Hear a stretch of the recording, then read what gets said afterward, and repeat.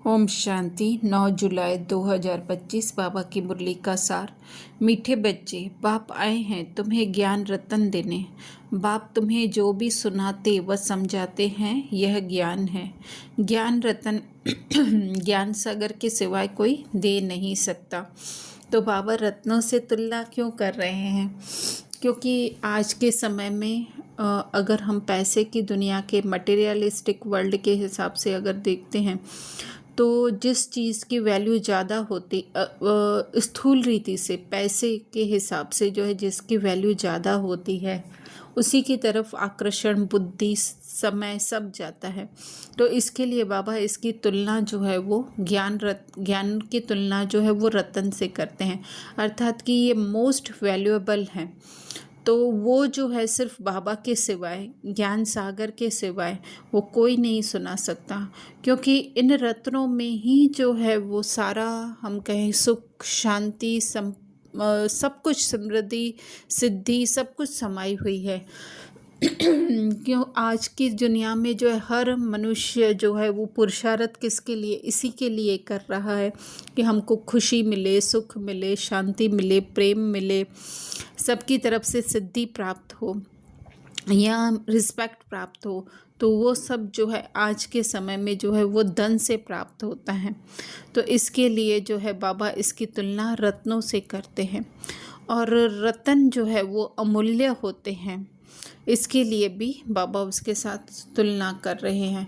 और वो देने वाला जो है वो ज्ञान सागर, अर्थात कि उसका सोर्स जो हम कहें वो है बाबा ज्ञान सागर। प्रश्न पूछ रहे हैं बाबा, आत्मा की वैल्यू कम होने का मुख्य कारण क्या है? तो यहाँ पे हमें समझना है कि वैल्यू का अर्थ क्या है। वैल्यू अर्थात समझ। वो आत्मा की जो है वो समझ शक्ति जो है वो कम होने का आधार क्या है? तो उत्तर दे रहे हैं बाबा, वैल्यू कम होती है खाद पड़ने से। जैसे सोने में खाद डालकर जेवर बनाते हैं तो उसकी वैल्यू कम हो जाती है। ऐसे आत्मा जो सच्चा सोना है उसमें जब अपवित्रता की खाद पड़ती है तो वैल्यू कम हो जाती है। इस समय तमो प्रधान आत्मा की कोई वैल्यू नहीं, शरीर की भी कोई वैल्यू नहीं। अभी तुम्हारी आत्मा और शरीर दोनों याद से वैल्यूबल बन रहे हैं।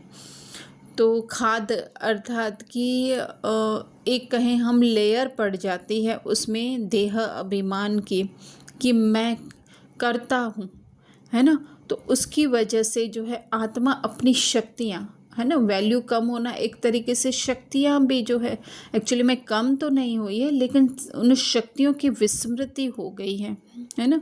अलग अलग जो लेयर्स चढ़ गई हैं कर्तापन की, कि ये भी मैं करता हूँ, सुनने वाला मैं हूँ, भोगने वाला मैं हूँ, करने वाला, खाने वाला या फिर देखने वाला जो मैं हूँ, वो उसकी वजह से जो है ये अलग अलग जो लेयर्स चढ़ गई हैं, तो उससे बुद्धि की समझ कम हो गई है।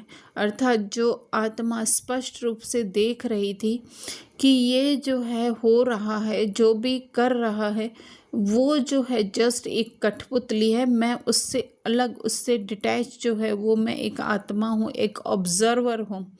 लेकिन उसकी जगह से क्या हो गया है, कर्तापन का भाव, कि मैं ये करने वाला हूँ, देखने वाला हूँ, खाने वाला हूँ, पीने वाला हूँ।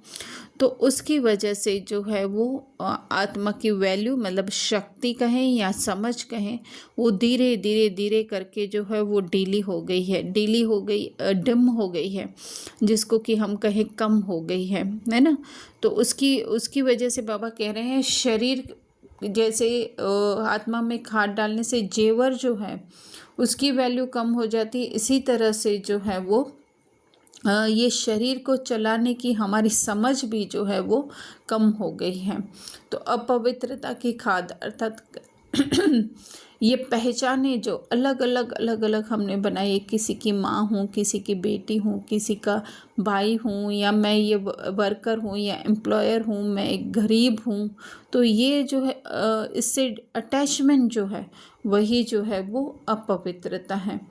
तो बाबा कह रहे हैं इस समय तमो प्रधान अर्थात जो स्वयं को बिल्कुल ही अंधकार में पा रही है, जिसमें बिल्कुल भी ज्ञान नहीं है, उसकी जो है वो कोई भी वैल्यू नहीं है, अर्थात वो समझ ही नहीं पा रही है स्वयं को।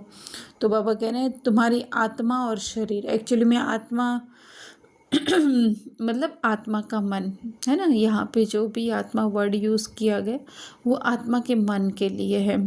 तो आत्मा को वापस वो स्मृति कहें, वो शक्ति कहें, वो समझ कहें, वो कैसे प्राप्त होगी? बार बार उसको जब वो स्मृति दिलाई जाएगी कि तुम हो ही संपूर्ण। धारणा में बाबा कह रहे हैं बाप से पूरा वर्षा लेने के लिए जो कथनी हो वही करनी हो, इसका पुरुषार्थ करना है, मोहजीत बनना है ना। तो जैसे मुरली के बीच में भी बाबा ने कहा कि कहते हैं नर से नारायण बनेंगे, तो वो नारायण बनने के लिए वो नारायण की स्मृति क्या थी, है ना। वो बाहर का जो पोस्चर उसका है वो तो ठीक है, वो तो आजकल के एक्टर्स भी पहन लेते हैं, लेकिन वो स्मृति हमारी लगातार रहे, थोड़ी देर के लिए नहीं, है ना। फिर से ऐसे नहीं कि हम बाहर की दुनिया को देखते हुए भूल जाएं कि हम असल में है कौन, फिर से अपने को वही हम माँ, वही हम बच्चा, वही हम वर्कर, वही हम भिखारी अपने को समझते रहें। इसके लिए बाबा कह रहे हैं मोह जीत, है ना। कोई को संबंधों से तो ठीक है, चलो मोह जीत तो हम समझ सकते हैं, लेकिन अपने अंदर ही जो अपने देह का भी मोह है, देह मतलब संकल्प भी, उसमें सेंसेशन, वाइब्रेशन, इमोशन सब कुछ आ जाते हैं, उसको भी जो है अपना न समझना, ये मोहजीत बनना है।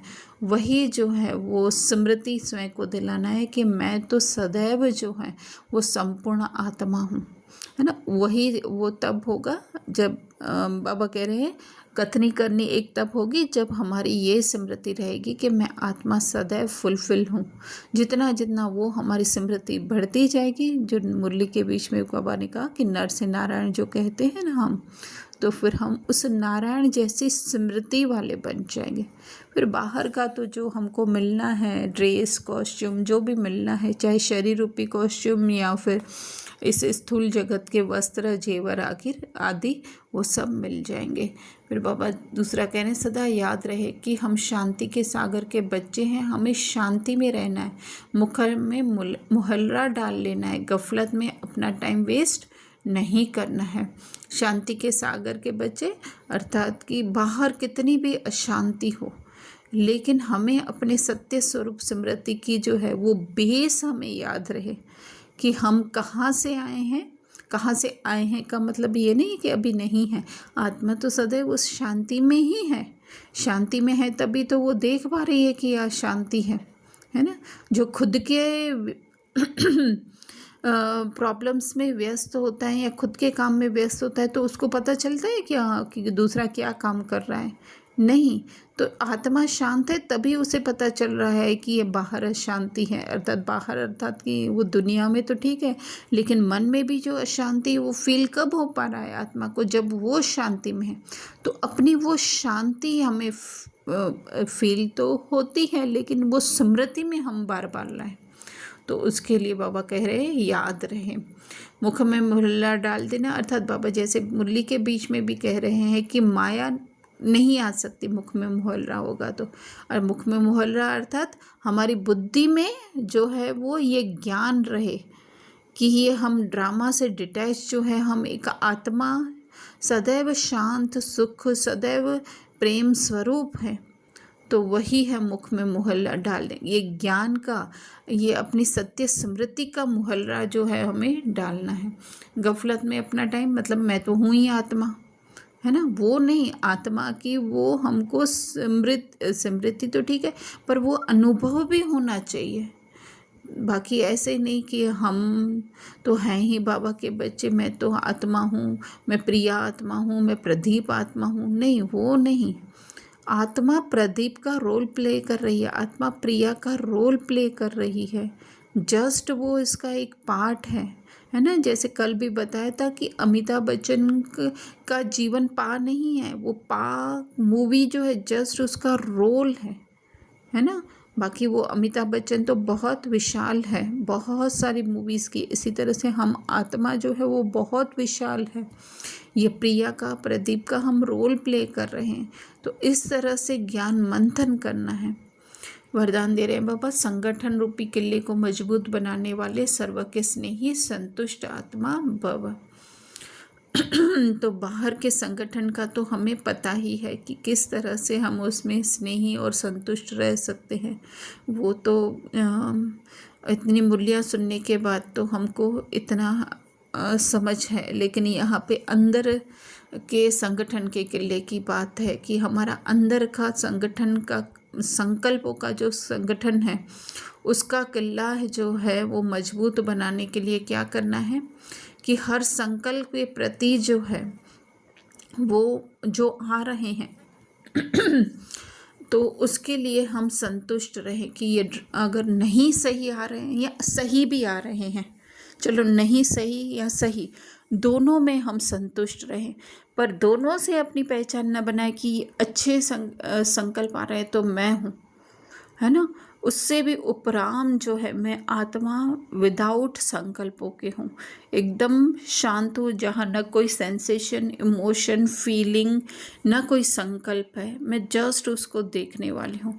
तो इस तरह का जो है हमारा वैसे है तो वो भी संकल्प ही है ना कि ये नहीं हूँ मैं, तो भी जो है ये एक तरीके का लूप है जिसको समझने के लिए हमें थोड़ा सा साइलेंस में जाना पड़ेगा, है ना। तो उसमें हर तरीके से हम संतुष्ट रह करके भी जो है हम उससे उपराम हो जाए, तो वही है संगठन के किले को मजबूत बनाना। थोड़ा सा अटपटा है ये, लेकिन फिर भी साइलेंस में जाकर हम इसको समझ सकते हैं। स्लोगन, जब हर कर्म यथार्थ और युक्ति युक्त हो तब कहेंगे पवित्र आत्मा। अर्थात कि जब हमारा हर संकल्प हमारे उस सत्य स्वरूप से निकलेगा तो वो यथार्थ और युक्ति होगा।